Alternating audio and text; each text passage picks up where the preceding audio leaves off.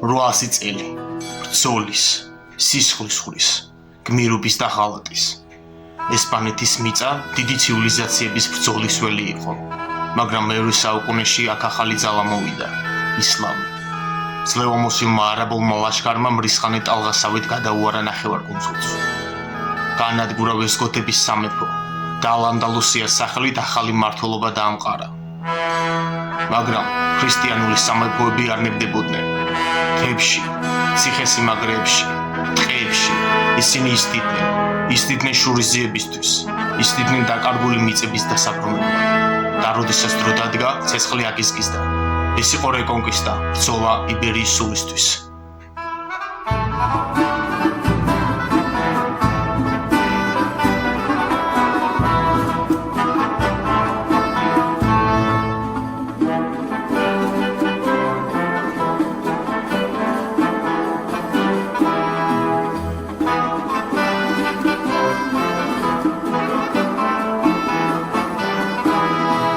ესპანეთი იმპერიის მემკვიდრეობით გაჩნდა. რომის იმპერიის ლეგიონის ხმალმა ეს მიწა საუკუნეების განმავლობაში გათელა. დროთა ვითარებამ კი აქ ვესტგოთებს მისცა სახელმწიფოს შექმნის შესაძლებლობა. ვესტგოთთა მეფეები და დიდებულები ერთმანეთს გამუდმებით ებრძოდნენ ტახტისა და ძალაუფლების გამო. ომები არ წყდებოდა. ხოლო ამ დროს აფრიკის სანაპიროზე ახალი ძალა ემზადებოდა ომისთვის. 711 წელს, როდესაც ვესტგოთთა მეფე როდერიხი ჩრდილოეთში აჯანყებულებს ებრძოდა, გიბრალტარის სრუტე გადმოკვეთეს მუსლიმანულმა ლაშქარმა. მათი მეთაური იყო ტარიქ იბნ ზიადი, ბერბერის სარდალი, რომელსაც იმ დროს არც კი წარმოედგინა, რომ მისი სახელს საუკუნეების შემდეგ ვახსენებდით.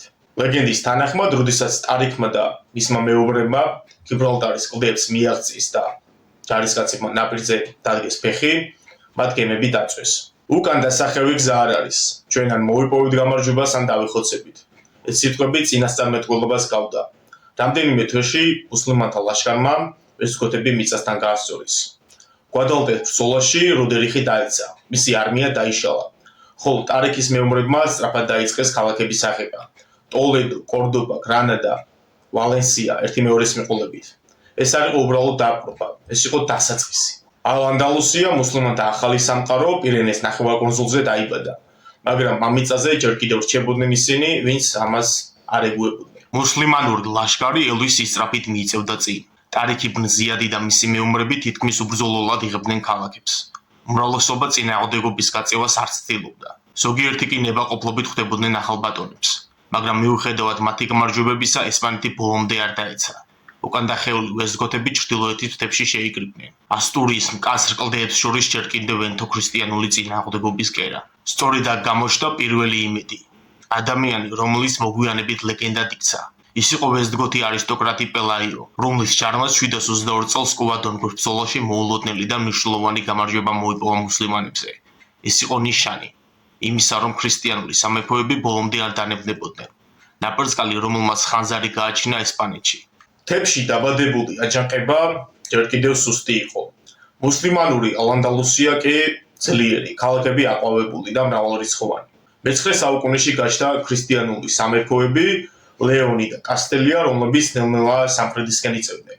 მონარქები და მეომრები არა მხოლოდ ომით, არამედ დიპლომატიითაც იყვნენ დაკავებული. ამ ბრძოლას აყვავდა მხოლოდ მეფეები და მეომრები, უბრალო ხალხიც, გლეხები და მონასტრებში აღზრდილი ბერები ხმლითა და რწმენით იბრძოდნენ.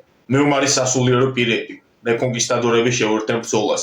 მათ შორის ყველაზე ცნობილი იყო ალფონსო, რომელსაც ჩრდილოეთ ესპანეთის დიდი ნაწილი მუსლიმებისგან გაანთავისუფლა. მე-11 საუკუნე გადამწყვეტი აღმოჩნდა. ქრისტიანულმა სამეფოებმა იპოვეს ახალი იარაღი, ერთიანობა. კასტილიის, ლეონის, არაგონის და ნავარას მეფეები მიხვდნენ, რომ დაყოფილები ვერაფერს გახდებოდნენ. სწორედ ამ დროს გამოჩნდა ესპანეთში კაცი, რომლის სახელი მთელ ესპანეთში გავრცელდა როგორც ელ-სიდი, როდრიგო დიას დე რივარი. მეომარი, რომელიც ერთდროულად ქრისტიანებთან და მუსლიმებთანაც იბრძოდა. მისი ისტორია ლეგენდად იქცა. თავისი უნარებით, სტრატეგიითა და სიმამაცით მან ვალენსია დაიპყრო და ქალაქი თითქმის დამოუკიდებელ სამთავროდ აქცია. მაგრამ მისი სიკვდილის შემდეგ მუსლიმანებმა ვალენსია დაიბრუნეს. ელ-სიდის ბრძოლა იყო სიმბოლო, რომ რეკონკისტა შეჩერებას არ აპირებდა. ქრისტიანული ლაშქრები სულ უფრო ხრმად მიიწევდნენ სამხრეთისაკენ. ამავე პერიოდში ჩრდილოეთ აფრიკაში ახალი ძალა გაძლიერდა. ალმორავიდები, ფანატიკური მეომრები, რომელმაც თავი ესპანელი მუსლიმანების ცოლებად გამოაცხადეს. 1086 წელს ზელაკას ბრძოლისას კასტილიის მეფე ალფონსო მე-6 სასტიკად დაამარცხეს, მაგრამ ქრისტიანები არ გაჩერებულან. რეკონკისტა ტალღებად მოდიოდა, ხან მუსლიმები იგებდნენ, ხან ქრისტიანები. ეს იყო ბრძოლა იდენტობისთვის, რწმენისთვის, იბერიის მომავლისთვის. ალ-ანდალუსი იყო მუსლიმანური სახელმწიფო ესპანეთის მიწაზე. იგი მნიშვნელოვან გავლენას ახდენდა არა მხოლოდ ისტორიის, არამედ კულტურისა და მეცნიერების განვითარებაზეც. საკუთარი არქიტექტურა, პოლიტიკა და კულტურული მემკვიდრეობა გააჩნდა, რომლებიც დღესაც განაპირობებენ ესპანეთის სახეს. ანდალუსიის დედაქალაქი იყო კორდობა, ერთ-ერთი უმსხვილესი და ყველაზე მდიდარი ქალაქი მსოფლიოში. მის ქუჩებში მრავალფეროვანი ხალხი დადიოდა: მუსლიმები, ებრაელები, ქრისტიანები, რომლებიც ჰარმონიულად ცხოვრობდნენ. კორდობას ჰქონდა მისი мотиваცია, ვაჭრობა, კულტურული აქტივობები. ყველაზე მნიშვნელოვანი კორდობაში იყო საარქივო ბიბლიოთეკა, სადაც მსოფლიოს საუკეთესო ფილოსოფოსები, მათემატიკოსები, მხატვრები და პოეტები მოღვაწეობდნენ. შეუძლებელია ალ-ანდალუსიის სახელმწიფო მისი არქიტექტურის გარეშე წარმოიდგინო. გრანდიოზული მეჩეთები, სასახლეები და ციხესიმაგრეები გადმოსცემენ იმ დროის ლამაზ და უმაღლეს ტექნიკურ დონეს. გრანადის დიდი მეჩეთი ალჰამბრა არის ანდალუსიის კულტურული სიმბოლო, რომელიც გადმოსცემს მუსლიმური არქიტექტურის ძალას. მისი უზარმაზარი ზომები, ულამაზესი თაღები და მოხატულობა, სადაც ასტრონომია და ხელოვნება იკვეთება ერთმანეთში. ანდალუსია იყო ადგილი, სადაც ევროპაში მძლავრი აზიური მეცნიერება გავრცელდა. კორდობას უნივერსიტეტი და მუსლიმური განათლების სისტემა ნამდვილად ფანტასტიკური იყო. აქ ჩამოდიოდნენ არაბი ფილოსოფოსები, მათემატიკოსები, ქიმიკოსები და ასტრონომები, რომელთა ნამუშევრებმა ხელი შეუწყო ევროპაში მეცნიერული რევოლუციის დაწყებას. მათ შორის იყო ლეგენდარული იბნ რუშდი, აბეროსი, ალ-ზაჰრავი და სხვები, რომელმაც შექმნეს ახალი სამედიცინო და ფილოსოფიური ცოდნა, რომელიც შემდეგ ევროპას ამარაგებდა. ვაჭრობა იყო ანდალუსიის ერთ-ერთი მთავარი ძარღვული სისტემა. ისეთი ქალაქები როგორიცაა კორდობა, სევილია, გრანადა, ვალენსია და ტოლედო იყო გაცვლითი პუნქტები ევროპასა და აფრიკას შორის. მუსლიმები იყვნენ ისრაელსა და ევროპის ქვეყნებთან ვაჭრობის სტრატეგიული შუამავლები. ანდალუსიაში ქრისტიანები, მუსლიმები და ებრაელები თან არსებობდნენ. ზოგიერთი ისტორიკოსი ამას უწოდებს ოქროს ხანას, შეტაკებების გარეშე. კულტურული და რელიგიური ტოლერანტობა იყო მთავარი ნიშანი, რომლის მიხედვითაც ეს სამეფო თანაცხოვრებასა და თანამშრომლობას ემყარებოდა. ეს პანორამა, რომელსაც ალ-ანდალუსია თავაზობდა, არ იყო მხოლოდ მუსლიმანური საფუძველი. ეს იყო საგანძური, რომელიც ევროპას შემდგომში შთააგონებდა მისი აღორძინებისთვის. მე-13-მე-14 საუკუნეებში რეკონკისტა გადამწყვეტ ფაზაში შევიდა. ქრისტიანულმა სამეფოებმა უკვე დაამყარეს კონტროლი პირენეს ნახევარკუნძულის უდიდეს ნაწილზე. მუსლიმანები კი თანდათან უკანდახევის რეჟიმში გადავიდნენ. 1212 წელს ნავაზდი ტოლოსას ბრძოლაში კასტილიის, არაგონის, ნავარასა და პორტუგალიის სამეფოები ერთობლივი ძალებით შეებრძოლენ მუსლიმებს. 1258 წელს კასტილიის მეფე ფერნანდო მე-3 მაიღო ქალაქი სევილია, რაც უდიდეს სტრატეგიული წარმატება იყო. 1292 წელს კი აიღეს ქალაქი ტარიფი, რომელიც მნიშვნელოვანი სტრატეგიული და სავაჭრო ადგილია სამხრეთ ესპანეთში, გიბრალტარის სრუტესთან. ტარიფის დაცემა ერთ-ერთი გადამწყვეტი მოვლენა იყო, რომელმაც სამხრეთ ესპანეთში ქრისტიანული ექსპანსია დააჩქარა. ესპანეთში დროთა განმავლობაში მხოლოდ გრანადის საამირო დარჩა მუსლიმანთა კონტროლის ქვეშ. მას ჰქონდა პერიოდული ისავები კასტილიას, არაგონის და ნავარის სამეფოებთან მთელი მე-14 საუკუნის განმავლობაში. მე-15 საუკუნის ბოლოს გრანადის საამირო უკვე სამხედრო და ეკონომიკურ კრიზისში იმყოფებოდა. ქრისტიანულმა ძალებმა თითქმის მთლიანად ალყაში მოაქციეს გრანადა და გამომფიტავი ომის სტრატეგია გამოიყენეს. მუსლიმებს აღარ ჰქონდათ საკმარისი რესურსები.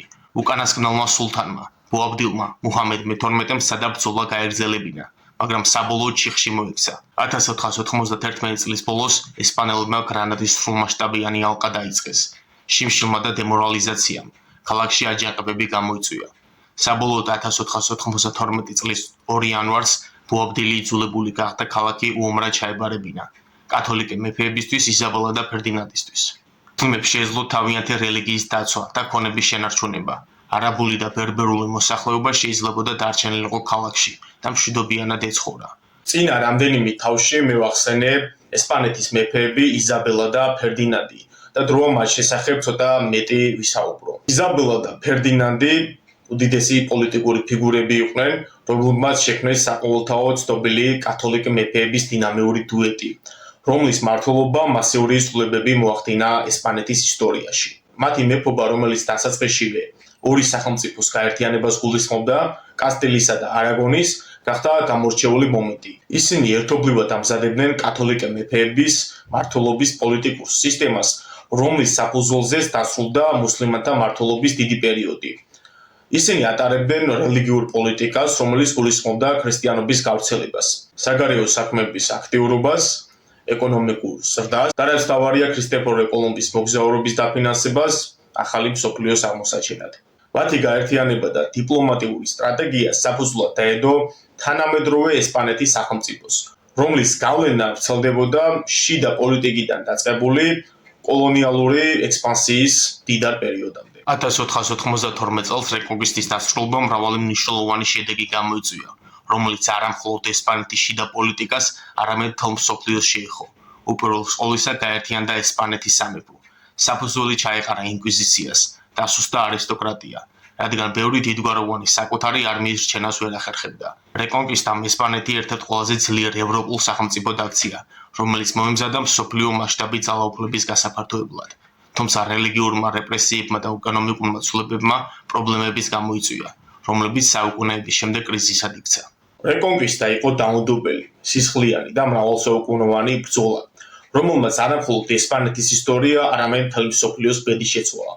ეს იყო ცივილიზაციათა შეჯახება, სადაც შუა საუკუნეების ესპანელმა მებრძოლებმა დაიბრუნეს თავიანთი მიწები, მაგრამ ამავდროულად ახალ ისტორიულ ეპოქას ჩაუყარეს საფუძველი. თუმცა ისტორია ყოველთვის მეორდება. გუშინდელი გამარჯვებულები ხდებიან ხვალინდელი დამარცხებულები. ესპანეთმა შემდეგ პერიოდში უდიდეს გამარჯვებებთან ერთად უსასტიკესი მარცხიც ბევრჯერ გამოიარა. ამით ეს ჩანაწერი ესპანურ რეკონკისტაზე დასრულდა. მადლობთ მოსმენისთვის, გამოიწერეთ არხი. კარგად ბრძანდებოდეთ.